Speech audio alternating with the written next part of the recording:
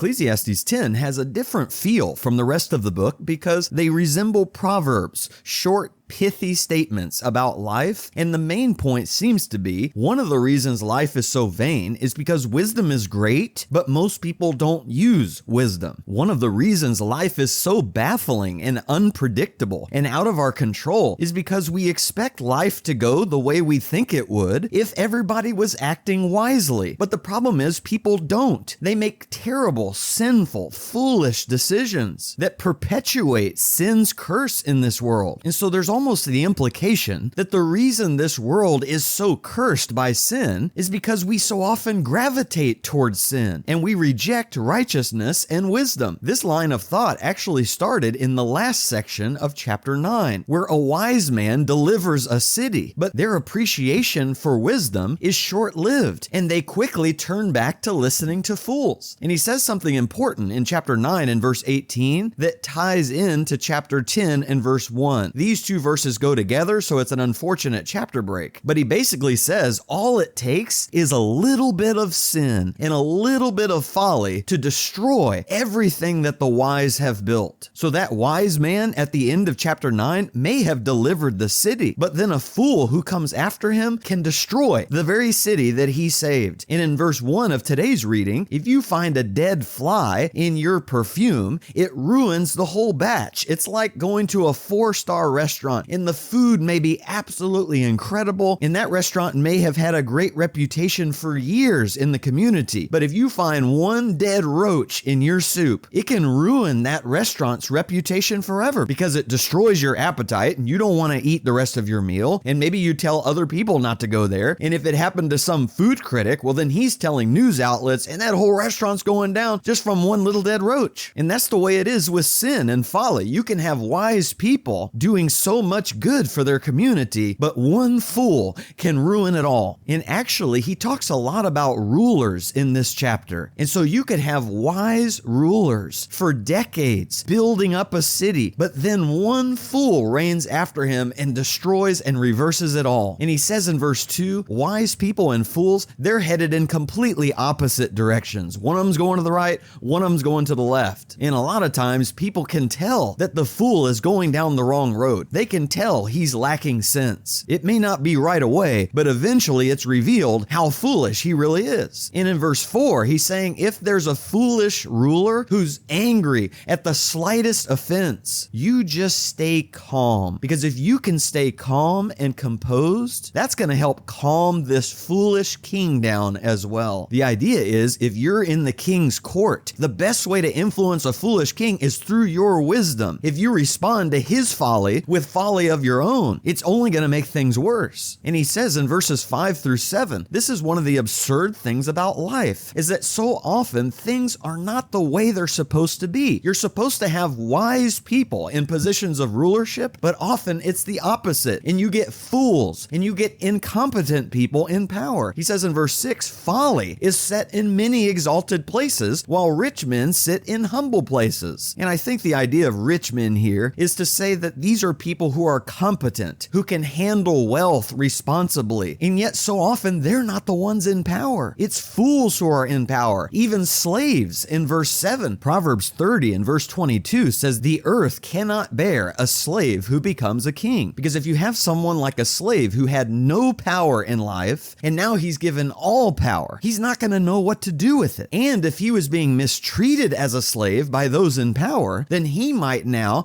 become the one who mistreats others. Solomon's saying it'd be much better to have a prince, someone who's come from a ruling class, who's used to being in power and who knows how to handle it and rule well. But because we so often reject wisdom, we put the wrong people in power. In verses 8 and 9, wise people understand there's a risk involved in everything in life. You can dig a pit and then end up falling into it. You can break through a wall as you're working on a construction project, and a snake might be in there and bite you. If your car carving out stones and splitting logs. You may be endangered by those very stones and logs. It's interesting that all of these are good activities. These are all productive things. But in this vain, sin-cursed world, even good and productive things can end up harming us. Now, he's not telling us not to be good or productive, but he is telling us not to be foolish enough to think we're invincible. Much of the folly in this life comes from people thinking nothing bad is ever going to happen to me. And Solomon's saying, no, things are not the way they should be in this world, and wise people know that. In verse 10, if the axe is dull and he doesn't sharpen its edge, then he must exert more strength. Wisdom has the advantage of giving success. He's telling us wisdom is a good thing. It doesn't necessarily make life less vain, but usually wisdom makes us more successful in life. It's like going through life with an axe that's actually sharp. So when we go out to accomplish things, we're much more effective as wise people. For instance, in verse 11, wise people are about preventing problems and not just solving them after they arise. The goal of a snake charmer is to keep that snake from biting him. But if the snake bites him, well, then it's too late to charm him. And a lot of times we wait for disastrous things to happen to us in life before we wake up and realize there's a problem and we should do something about this. Instead, we should use wisdom to be proactive instead of just reactive. That will give us great success. In verses 12 through 15, this is why we reject folly, because wisdom leads to success, but folly will consume you. Even the words of a wise man are gracious and they build you up and they're helpful, but fools, when they speak, it's all just wickedness and madness. But the reason we're so quick to listen to the fool is because he speaks so much more often. Most wise people are quiet and unassuming, but it's the fools who have the bullhorns and they're shouting at us from all directions to follow them. But he says in verse 15, the fool just wears himself out and he has no idea where he's going. And the worst thing of all is when you have fools as leaders. In verses 16 and 17, woe to the city whose king is just a child. Now maybe that's literal, like he's just young, or he acts like a child. And the princes just feast all day. They just live to fill their own bellies. And they're eating not to give them the nourishment they need to go out and be productive and benefit the kingdom. No, they eat so much they go into a coma and they can't do anything the rest of the day. And it only leads them to laziness. In verse 18, through indolence or laziness, the rafters of the roof sag, and through slackness the house leaks. Because these rulers are living for their own pleasure and rejecting wisdom, the kingdom is falling apart. And one of the reasons in verse 19 that life is so vain is because people are trying to escape the vanity of life through pleasure, by eating and drinking themselves into drunken stupors, and by chasing after money as if it's the answer to everything. And one final piece of wisdom here in verse 20, it may be that you've got a foolish king ruling over you and he drives you crazy. Here he says, be careful even talking about the king in your own bedroom, because you may think it's private, but a little bird may overhear you and somehow it gets to the king. It's amazing how often the things we think we tell someone in confidence and there's no way anybody could ever know what we said, it still somehow gets out. So even if you're being ruled over by an evil, foolish king, be very careful not to go around complaining too loudly about that, because that too would be foolish. So the application for us is to choose the road less traveled. Most people in life choose the foolish path. It's so tempting to just go with the majority in our culture and just swim right along with the current of society. But Solomon's encouraging us to be in the minority that choose wisdom, because while that won't remove the vanity of life, it will generally make life smoother and more successful for you. And of course, you'll have the wisdom that knows how to handle life's vanity, unlike the fools. And this points to Jesus, because he lived so counterculturally. He did not care what the prevailing thought was in his culture. In fact, often he took the opposite view of whatever the prevailing quote-unquote wisdom of the day was. When Jesus was the minority, he was a minority of one. He was able to swim upstream from the entire rest of the culture around him. And then he tells us to do the same. In Matthew 7:13 and 14, he says, "Enter enter through the narrow gate. For the gate is wide, and the way is broad that leads to destruction, and there are many who enter through it. But the gate is small, and the way is narrow that leads to life, and there are few who find it. And the truth is, the best way that we can choose wisdom and reject the folly of the surrounding culture around us is to submit to and follow